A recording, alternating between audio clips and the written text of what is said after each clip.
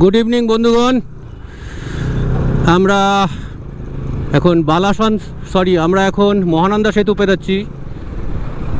বাজে বিকেল 3টে। যেখানে শেষ করেছিলাম আগের দিনের এপিসোডটি, অর্থাৎ ফিক্কালেগাঁও থেকে শিলিগুড়ি পর্যন্ত রাইড, সেখান থেকে আবার শুরু করছি। এই অংশে আমরা শিলিগুড়ি থেকে বাড়ি পর্যন্ত পৌঁছবো এই এপিসোডে। কিন্তু বিষয় হলো সেটা হয়তো একদিনে হবে না। আমাদের আজকে বাড়ি পৌঁছানো সম্ভব নাও হতে পারে। আজকে আমরা চেষ্টা করব রায়গঞ্জ, মালদা বা আরেকটু যদি সম্ভব হয় পৌঁছানোর, যতক্ষণ শরীর দেবে ততক্ষণ আমরা রাইড করব। তারপর সেখানে রাত্রিবাস করে পরের দিন বাড়ি যাব। অথবা যদি মুড হয় বা সব কিছু ঠিকঠাক থাকে তাহলে নাইট রাইডিংও করে ফেলতে পারি। কিছুই জানি না এখন কি হবে, তবে নিশ্চয়ই ভিডিও যখন আসবে তখন জানা হয়ে যাবে। তাহলে তার জন্য অপেক্ষা করতেই হবে। চলুন আমরা তাহলে শিলিগুড়ি থেকে কলকাতা অবধি জার্নি শুরু করি। চলুন আমাদের সঙ্গী হন।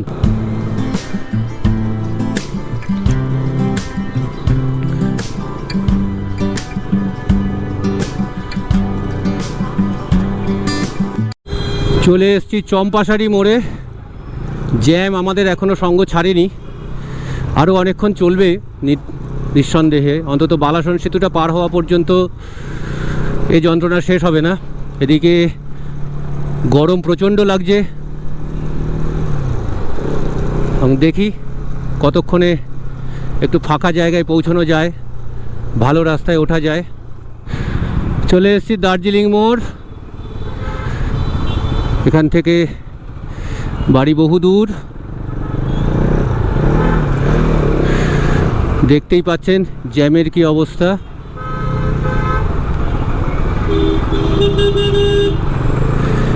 এই রাস্তা হচ্ছে দার্জিলিং যাওয়ার বা কার্শিয়াং যাওয়ার রাস্তা। চওড়া করার কাজ চলছে, সেই NH10 ওখান থেকেই দেখছি। কিন্তু কবে এটা শেষ হবে জানি না, তবে খুব দরকার এই রাস্তা চওড়া হওয়াটা, নয়তো এই জ্যাম যন্ত্রণা কখনোই শেষ হওয়ার নয়। এই রাস্তা এখন 4 গুণ চওড়া হওয়া দরকার। যে পরিমাণ গাড়ির ভিড় থাকে, যে পরিমাণ ট্রাফিকের চাপ থাকে এখানে, বর্তমানের অবস্থা থেকে অন্তত 4 গুণ চওড়া হওয়া প্রয়োজন। দেখি কবে হয়। এখানে চওড়া হওয়ার কাজ কিছুটা এগিয়েছে। বালাসন সেতু পেরোচ্ছি, এখানেও রাস্তা চওড়া হওয়ার কাজ চলছে। ওই যে পাশে একটা ব্রিজের পার্ট তৈরি হচ্ছে, এই নতুন রাস্তারই কন্টিনিউয়েশন হবে এটা। তো এইবার আশা করি জ্যাম যন্ত্রণা থেকে একটু মুক্তি পেতে পারবো। আর 1-2 কিলোমিটারের মধ্যে। 3:16 বাজে। ন্যাশনাল হাইওয়ে 2 ধরলাম এতক্ষণে।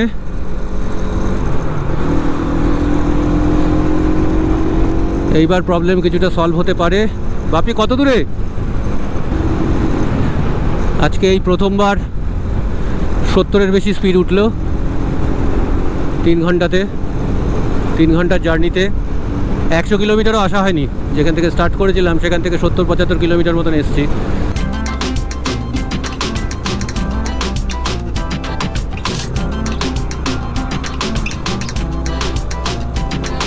আমরা এই ব্রিজটার ওপর উঠে পড়েছিলাম, কিন্তু এটার যে রাস্তাটা কলকাতার দিকে যায় সেটা বন্ধ আছে, ফলে আমাদের একটু এক্সট্রা আসতে হলো। বাঁদিকের রাস্তা আমরা নিতে পারলাম না, সামনে থেকে আমাদের ইউটার্ন নিতে হবে।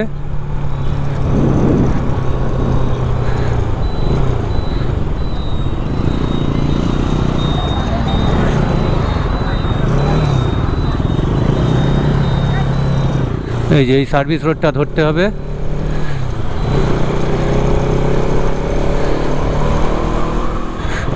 ওপরের এই কাটিংটা বন্ধ আছে, ওই জন্য আমাদের এইভাবে আবার একটু ঘুরে আসতে হলো। চা বাগান শুরু হয়ে গেছে। প্রত্যেকবারই ভাবি ফেরার সময় এখানে একটু ড্রোন ওড়াবো, কিন্তু এমন একটা তাড়াহুড়োর পরিস্থিতি তৈরি হয় যে আর সেটা সম্ভব হয় না।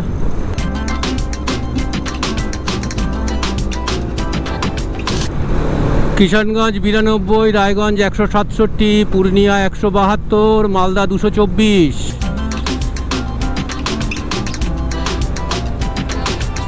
এই যে চা বাগান।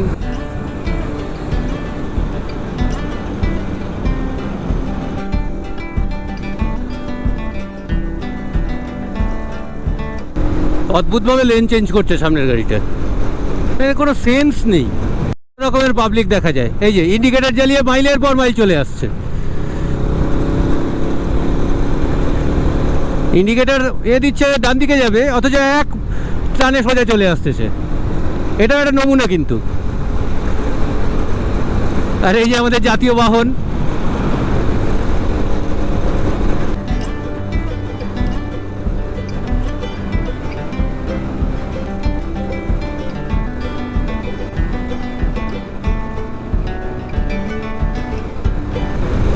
বাপি যাচ্ছে চা বাগান দেখতে দেখতে।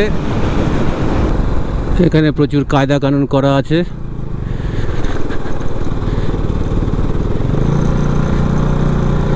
আমরা কি বাদিকে যাব? গিয়ে কলকাতা ডালখোলা। আচ্ছা, হ্যাঁ, এই রাস্তাটা ফুলবাড়ি চলে যাচ্ছে। আমরা আগের দিন ওই ব্রিজটার ওপর দিয়ে ফুলবাড়ি গেছিলাম, আর এই হচ্ছে ইসলামপুরের দিকে যাচ্ছে।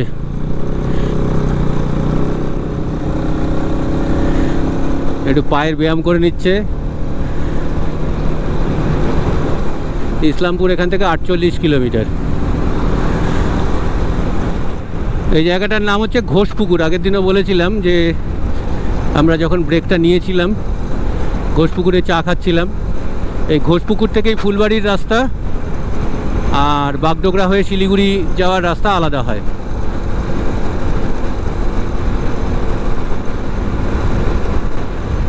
আগের দিন আমরা ওপর দিয়ে গিয়েছিলাম, আজকে আমরা নিচ দিয়ে এসে তারপর এই রাস্তা ধরলাম। এবার একটু দাঁড়াতে হবে। 100 কিলোমিটার মতন চালানো হয়ে গেছে।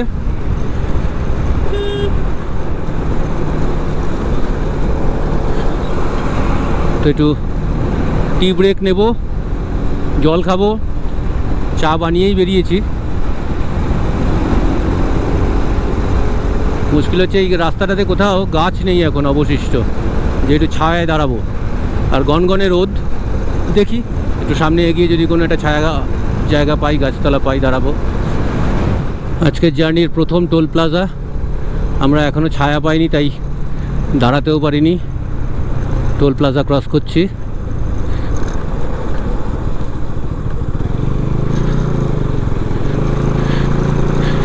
এখানেও দাঁড়ানোর মতন কিছু জায়গা নেই। চলো আর একটু এগিয়ে দেখা যাক। অবশেষে ছায়া পেয়েছি। আমরা একটু চা খাবো, এখন জল খাবো, চা খাবো। তো কিসের ছায়া পেয়েছি একটু দেখুন। এই দেখুন, বাঁশঝাড়ের ছায়া। বাঁশ মানেই কিন্তু খারাপ নয় সব সময়।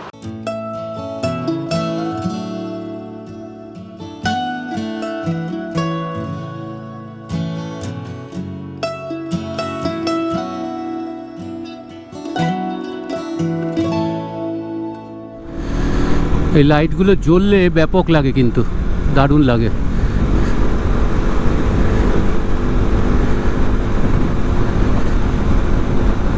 ডালখোলা এখান থেকে 62 কিলোমিটার।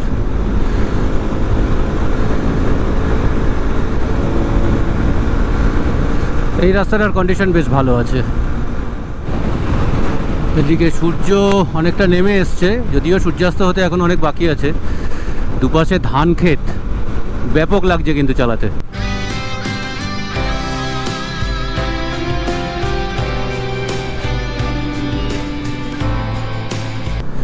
কিষানগঞ্জ এখান থেকে 30 কিলোমিটার। কিষানগঞ্জ এখান থেকে 30 কিলোমিটার।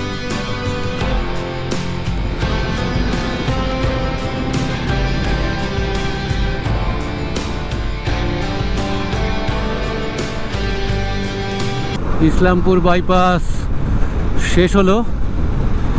এই যে ডান দিকের রাস্তাটা, যে বাইকটা বেরোচ্ছে,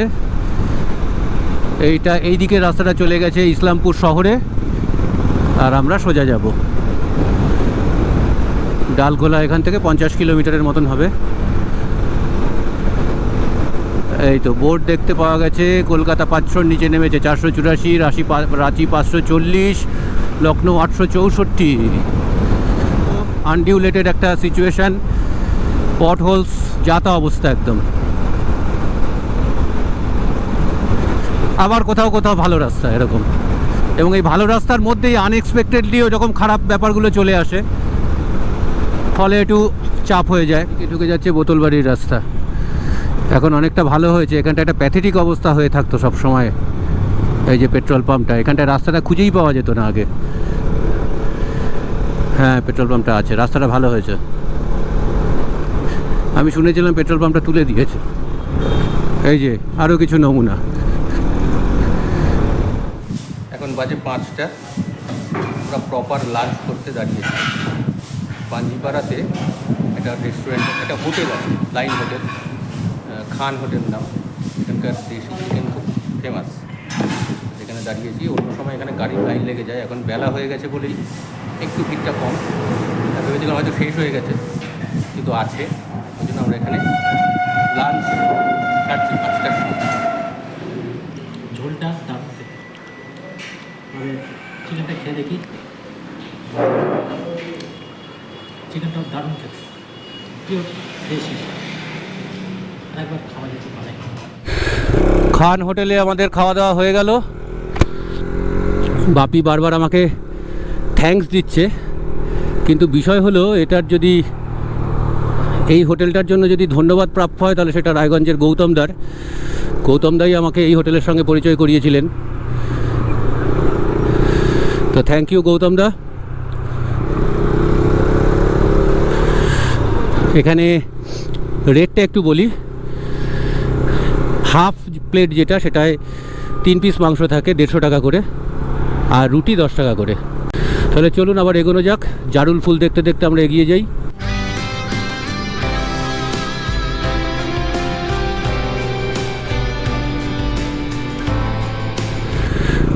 কিষানগঞ্জ চেকপোস্ট, বাংলা বিহার বর্ডার এটা।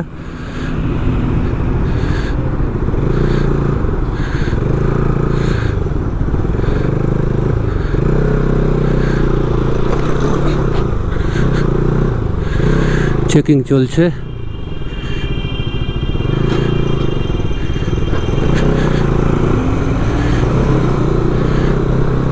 আমরা বিহারে ঢুকে পড়েছি।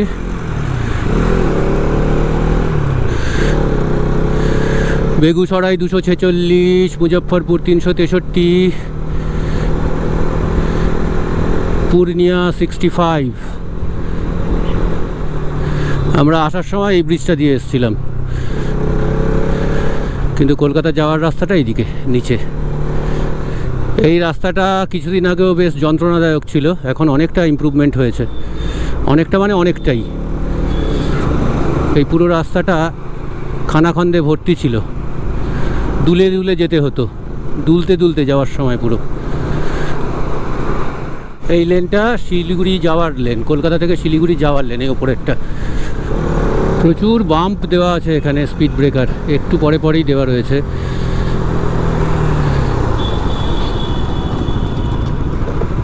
এবং সে বিশাল বিশাল স্পিড ব্রেকার, একটু বেখেয়াল হলেই কিন্তু সমস্যা।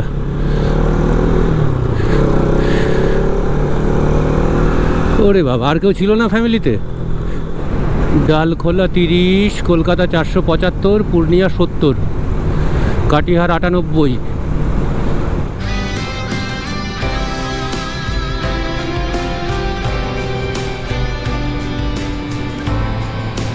ট্রেন যাচ্ছে।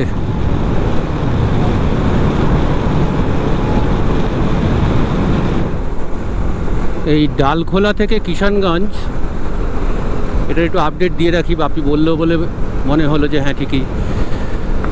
ওপাশের লেনটা, অর্থাৎ শিলিগুড়ি যাওয়ার যে লেনটা, সেটার তুলনায় কলকাতা যাওয়ার লেনটার অবস্থা অনেক বেটার। এ রাস্তাতেও হঠাৎ হঠাৎ গর্ত আছে, তবে তার সংখ্যাটা কম। ওই রাস্তা এর থেকে অনেক বেশি গর্ত। এই ভালো রাস্তার মাঝখানে হঠাৎ হঠাৎ যে গর্ত ব্যাপারটা, সেটা ওপাশের দিকে অনেক বেশি। এই দিকটা কম্পারেটিভলি বেটার। কি তাই তো বাপি?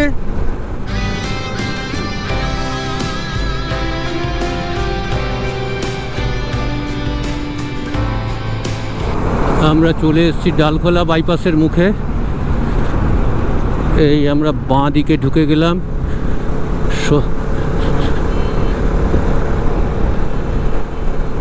উপরের রাস্তাটা হচ্ছে পূর্ণিয়া, এই যে লরিটা যাচ্ছে। আমরা সামনে গিয়ে বাঁ দিকে মুড়ব। টুঙ্গিডিঘি 25, রায়গঞ্জ 47, মালদা 123, দুর্গাপুর 372। বিহার মোড়টা কিন্তু এখনো ভজঘট রয়েছে, ওখানে দোকানপাটগুলো বসে না সব। রায়গঞ্জ সোজা, ফারাক্কাও সোজা, ডালখোলা টাউন ডান দিকে ঢুকে যেতে হবে। এই যে এই রাস্তাটা ডালখোলা শহরের মধ্যে ঢুকে যাচ্ছে, এই ডান দিকের এই রাস্তাটা।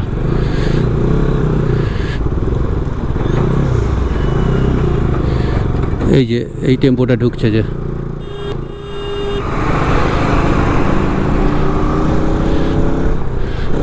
কত রকম নমুনা।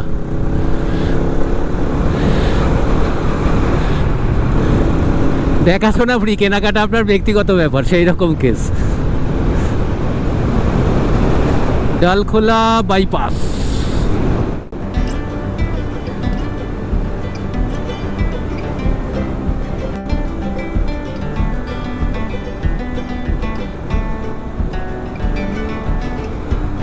ড্রাইভিং স্কিলের পরীক্ষা এখানে, এই জিনিসটা করা আছে। আর এই জাতীয় বাহনগুলো যতদিন না না বোতলবাড়ি না না না বোতলবাড়ির রাস্তা এটা না, এটা দোমোহনা। স্পিডে একটানা টানা একটু মুশকিল।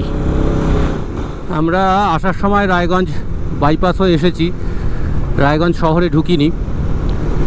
এবার রায়গঞ্জ আসলে নর্মালি যেটা হয়, একটু তুলাই পাঞ্জি তার চাল কেনার ইচ্ছা হয় রায়গঞ্জের ওপর দিয়ে গেলে। তো ওই চাল কিনতে গেলে শহরে ঢুকতেই হবে, বাইপাস দিয়ে বেরোনো যাবে না।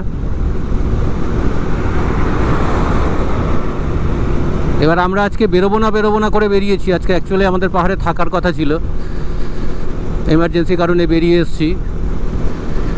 তারপর বাপি চাল কেনার প্রস্তাব দিল। আবার এদিকে রায়গঞ্জে আমাদের এক প্রিয় বন্ধু কাম দাদা রয়েছে, তার সঙ্গে একটু দেখা করার বিষয় চলে আসে। তো এইসব কারণে ভাবছি আজকে আমরা রাত্রিটা রায়গঞ্জেই কাটাবো। শহরে যেহেতু ঢুকে পড়ছি, তাহলে আর বেশি দূর যাব না। এখনও এখান থেকে প্রায় 33-34 কিলোমিটার বাকি রায়গঞ্জ শহর। চাল টাল কিনে ওই দাদার সঙ্গে দেখা করে আমরা আজকে রায়গঞ্জেই থেকে যাব ভাবছি।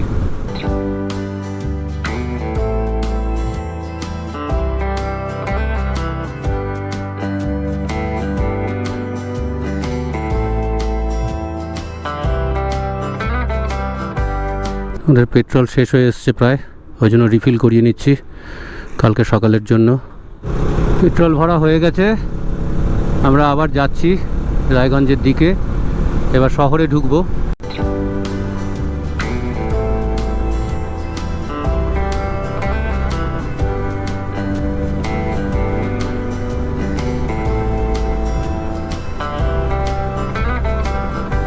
আমরা রায়গঞ্জ চলে এসেছি, গৌতমদার জন্য ওয়েট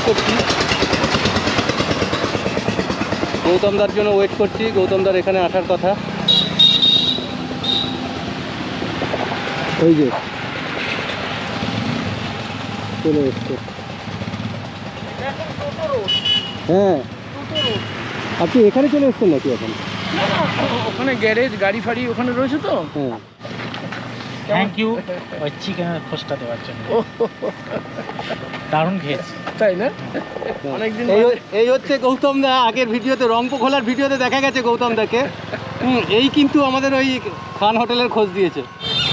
বাপির তুলাই পাঞ্জি চাল না হলে চলবে না, ওই জন্য আমরা এসে গেছি কিনতে। তা আমি ভাবলাম আমিও একটু নিয়ে নিই। এই হচ্ছে সেই দোকান। কত প্যাকেট এগুলো? 2 কেজি এগুলো? এটা কত প্যাকেট? আর এটা 5 কিলো। এই হচ্ছে আমাদের আজকের রুম। ঢুকেই একটা আয়নাওয়ালা কাভার্ড আছে, এই বেড, দুটো সোপ, দুটো শ্যাম্পু দিয়েছে, ঘরে গ্লাস, টিস্যু, দুটো জলের বোতল, আর হচ্ছে একটা ইলেকট্রিক কেটল দেওয়া আছে, টিভি আছে, এটা আমাদের কোনো কাজে লাগবে না। এই হচ্ছে ব্যালকনি, আর এই হচ্ছে পুরনো ন্যাশনাল হাইওয়ে, এই যে বাইকটা যাচ্ছে।